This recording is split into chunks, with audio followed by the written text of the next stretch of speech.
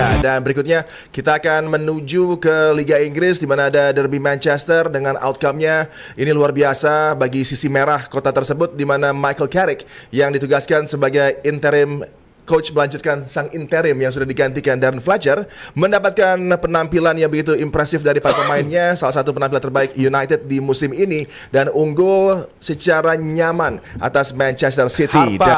Gue mau nanya langsung nih, ternyata DNA Manchester United bukan mitos ya, ternyata benar bisa disajikan kalau orang yang mengaturnya tepat, paham betul apa yang menjadi ciri dari Manchester United. Michael Carrick di engine room dari United dulu sebagai pemain luar biasa, dia mengendalikan flow bola, dia bisa mendistribusikan bola dengan terukur dan membuat pemain-pemain yang ada di depannya nyaman. Attacking football yang menjadi ciri, attack akan terdengar lagi lebih lantang di Old Trafford. Dan bagaimana mereka menghancurkan Pep dan juga sistemnya, tidak dibuat nyaman sama sekali. Ini adalah outcome dari apakah Carrick yang sudah betul-betul paham betul juga dan bagaimana dia memainkan lagi pemain-pemain yang sempat menghilang lama yang paham sebenarnya bagaimana menjadi pemain Manchester United. Ada Kobbie Mainoo di situ, ada juga Harry Maguire yang juga kemarin tampil juga oke banget dan bahkan Casemiro yang seolah hidup lagi dan sepertinya punya gairah baru ini di midfield dari United. Iya, kalau kita lihat dari tactician sebenarnya nggak terlalu rempong ya. Yang dilakukan kembali pakai 4 back. Ini formasi yang bikin para pemain MU nyaman. Ada unsur dalam tanda kutip kehendak alam ya dengan kembalinya Mbeumo dan Diallo dan kita lihat kontribusinya juga langsung real. Dan dengan kondisi tersebut dia bisa dorong Bruno Fernandes agak ke depan sehingga dia nggak usah berjibaku cari bola atau nahan bola di tengah dan akhirnya kita lihat dia bisa berapa kali ngasih kipas, bahkan ada satu yang dia hampir golin dan mainnya simple Carrick. Persis dengan kalau kita ingat gaya main dia dulu masih jadi pemain kan nggak banyak gerak kan, kayak Busquets lah, mirip-mirip Busquets. Statistik again 30%-an tapi bisa menciptakan ribuan peluang ya kalau nggak mau dibilang banyak dan kemudian juga dia bisa mengambil keputusan dengan berani melakukan pergantian pemain di babak yang kedua juga semuanya rata-rata memberikan kontribusi.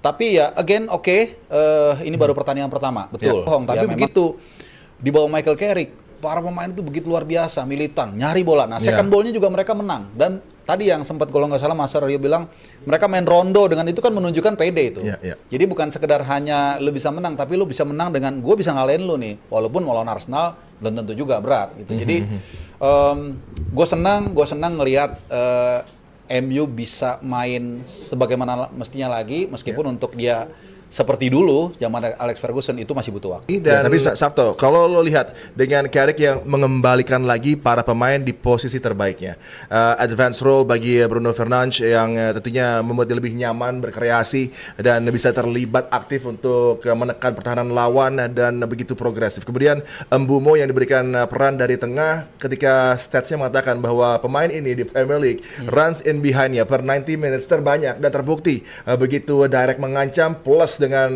tentunya salah satu goal of the season juga yang dicetak Mbeumo dengan prosesnya tadi yang luar biasa bagi Manchester United dan sepertinya mudah ya terlihatnya untuk bisa membuat para pemain United ini nyaman lagi dan tampil sespesial kemarin. Kalau lu melihat City kemarin backnya adalah pilihan keempat, kelima dan keenam gitu back mereka ya bukan lantas dibilang wajar mereka kalah, cuman kan kalau di situ Guardiola, kalau di situ Diaz, kalau di situ mungkin Stones gitu kan mungkin situasinya agak sedikit berbeda lah. Cuman ya tetap aja kita harus kasih apresiasi buat United karena secara mentality untuk mendapatkan kemenangan lawan tetangga berisik mereka tetap aja sebuah prestasi lah. Cuman ya balik lagi, lu harus melihat ini dalam waktu yang cukup panjang dengan tipe-tipe lawan yang berbeda-beda gitu. Lawan Arsenal mungkin aja mereka dapat hasil yang positif juga karena Arsenal kan yang mirip-mirip City juga. Held possession tinggi, kalau di counter attack seperti apa, tapi beda lagi di belakangnya ada Gabriel sama Saliba pasti lebih kuat lagi. Nah ini yang hal-hal kayak gini yang harus coba diantisipasi dan juga dilewati oleh Michael Carrick. Kalau bisa melewati ini dalam beberapa pertandingan, nah itu tadi lo sempat nyentuh tentang Lisandro Martinez yang juga kemarin ada Butcher tampil begitu Spartan. Ini yang tentunya kalau dia fit adalah pemain terpenting di roster pertahanan United. Tapi dia juga membungkam kritisi justru yang datangnya internal dari legend-legend United seperti Scholes dan Nicky Butt yang sempat mengatakan bahwa Haaland ini akan punya hari yang mudah ketika Lisandro yang mengawalnya mungkin akan menjadi keadaan yang tidak nyaman di backline. Tapi kemudian dijawab oleh Lisandro Martinez dengan salah satu penampilan terbaiknya. Iya, sebelumnya juga dia dikritik kan bahwa dia pemain yang nggak akan bisa melompat tinggi kan. Tapi kan aman-aman aja kalau menurut gue ketika Lisandro itu bermain, jarang lah dia melakukan blunder ya belakang. Dan jadi memang MU ini benar-benar mementingkan defense, jangan sampai mereka kecolongan. Tapi yang gue suka dari MU itu cara mereka transisi itu lebih banyak yang berhasil. Jarang kepotong oleh para pemain City, terlepas dari tadi yang Mas Aryo katakan ada beberapa pemain City yang absen. Tapi kalau kita lihat kan City mau ada pemain yang absen pun sebetulnya bisa aja menang.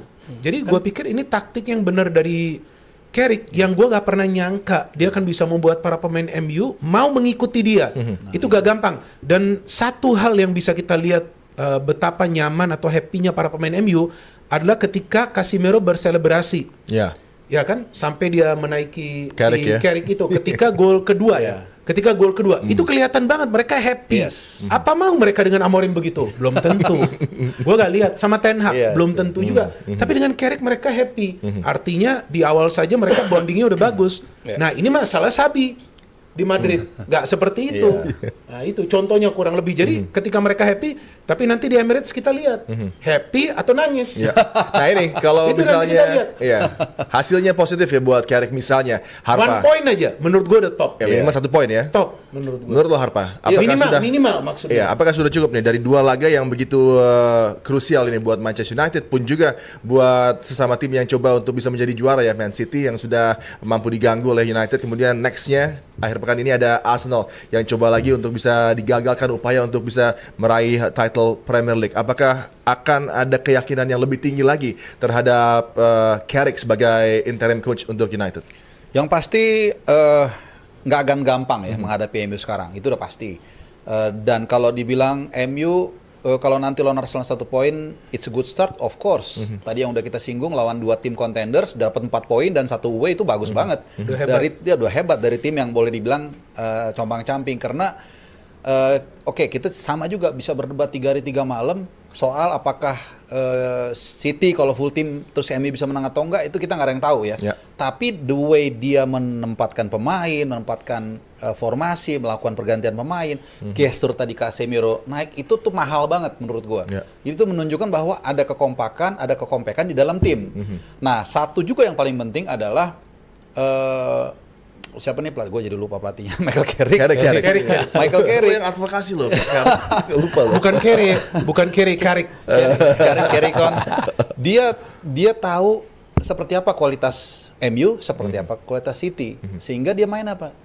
Dia tahu dia kalah kualitas lah, kalah kekompakan mungkin dengan City yang udah lebih lama punya pattern. Dia nggak main terlalu banyak neko-neko, main fisik aja. Betul. Kalau lawan tim yang udah mateng, lu nggak punya kemampuan, lu nggak usah ngikutin dia, udah pasti kalah. Lu main fisik aja, makanya nggak heran. Awal-awal udah langsung kartu kuning Dalo, kartu kuning dan dipertahankan. Itu memang bagian dari rencana Michael Carrick. Memang fortunately itu bekerja, it works gitu loh. Kalau nggak bekerja, gue juga tetap khawatir. Kenapa? Karena dia ini tahu mesti ngapain, itu yang paling bahaya. Nah, tapi tetap sebagai fans Arsenal, kita tidak berharap mereka bisa mencuri poin. Iya, betul. Walaupun, tapi nggak bisa diremehin bahaya, juga. ini nggak bisa diremehin. Kalau masih Amorim dan datang ke Emirates hari Minggu nanti, tutup mata.